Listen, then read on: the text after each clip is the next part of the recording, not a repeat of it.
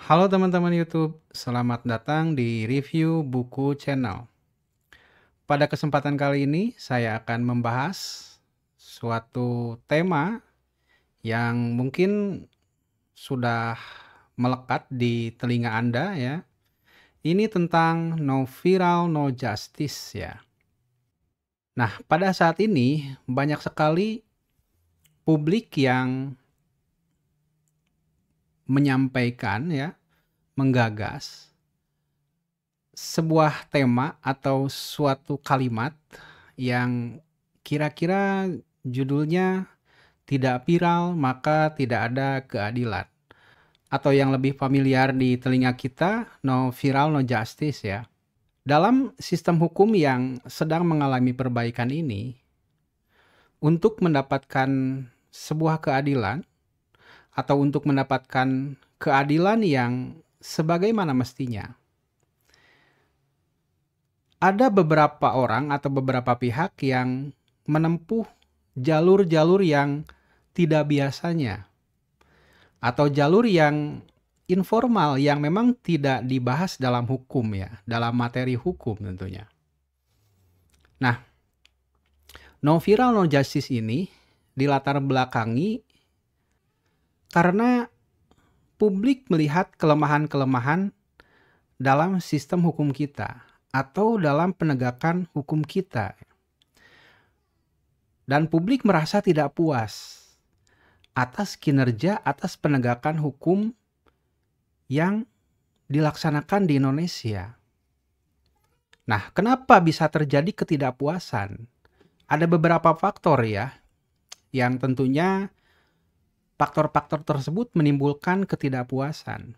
Ketidakpuasan itu bukan berarti karena tidak memuaskan terhadap segelintir orang ya, atau tidak memuaskan terhadap salah satu pihak, tapi tidak memuaskan terhadap keadilan itu sendiri. Tidak memuaskan terhadap masyarakat yang sedang mencari keadilan atau pihak-pihak yang sedang mencari keadilan. Maka dari itu, publik berharap dengan upaya atau dengan menempuh viral tersebut, maka keadilan itu bisa ditegakkan ya teman-teman. Saya menyajikan beberapa berita atau artikel ya. Ada fenomena no viral no justice, kasus perundungan jadi tamparan keras bagi penegak hukum.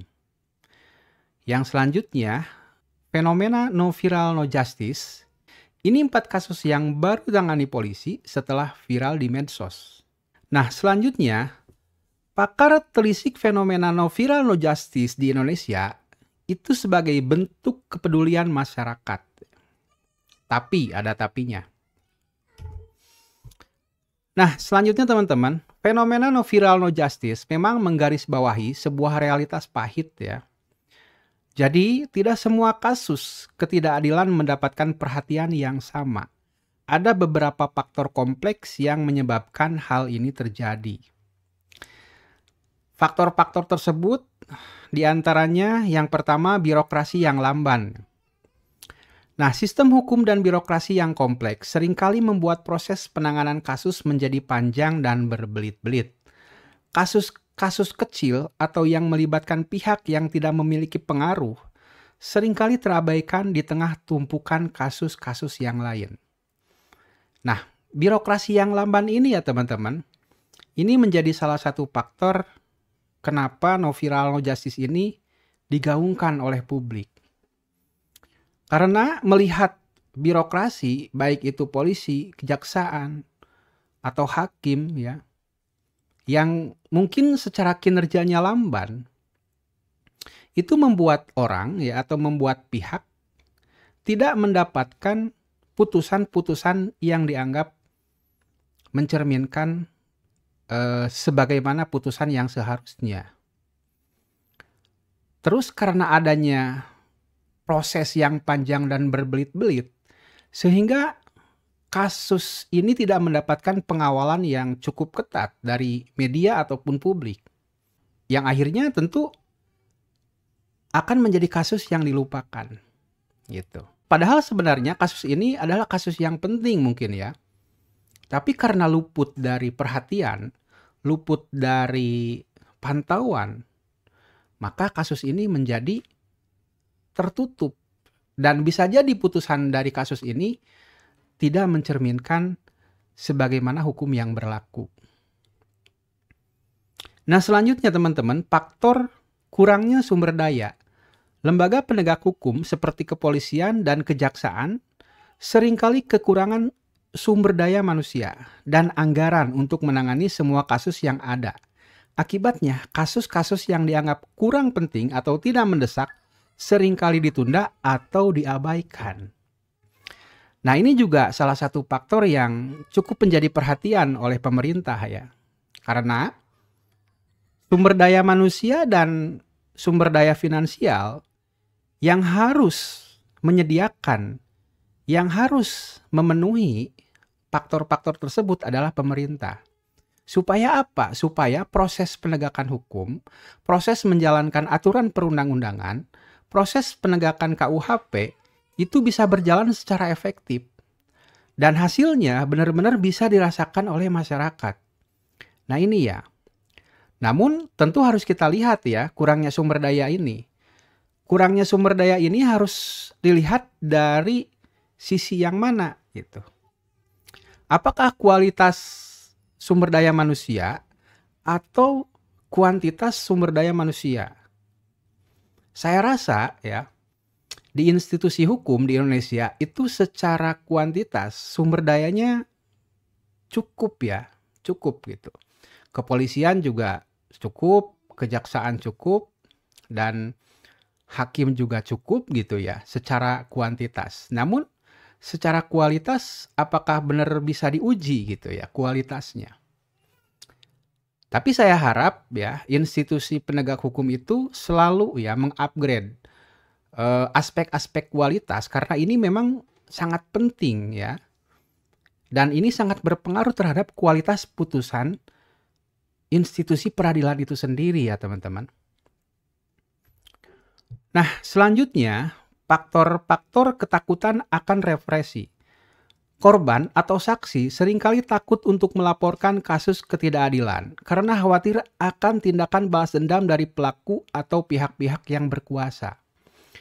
Nah, kalau saya kaitkan dengan kekuasaan, nah ini ada yang disebut dengan relasi kuasa ya, atau relasi kekuasaan. Nah, seringkali hukum timpang karena antara kedua belah pihak ya, antara pelaku atau korban ya, atau yang melapor atau yang terlapor, ini posisinya tidak linier atau tidak sejajar. Kenapa bisa tidak sejajar? Biasanya karena ada faktor kekuasaan yang mengintervensi salah satu pihak gitu. Baik pelaku ataupun korban gitu ya. Nah, saya kira hal-hal yang membuat antara kedua belah pihak ini timpang, ini sejatinya harus kita hindari ya.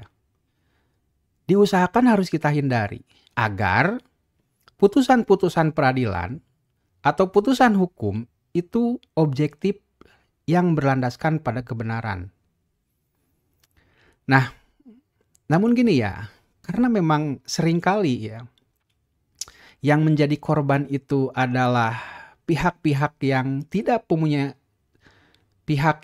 mempunyai kekuasaan, seringkali pihak ini tidak mendapatkan suatu hasil yang sesuai ya. Gitu. Nah, kenapa? Karena faktor kekuasaan ini sedikit banyaknya bisa memberikan atau bisa melakukan intervensi terhadap putusan. Ada banyak sekali ya kasus-kasus yang terjadi ya yang berkaitan dengan relasi kekuasaan.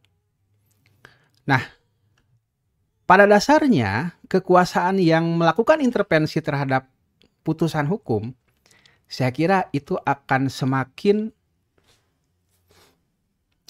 menurunkan kualitas penegakan hukum di Indonesia. Maka dari itu, masyarakat harus atau publik harus mengawal terhadap setiap proses atau jalannya hukum.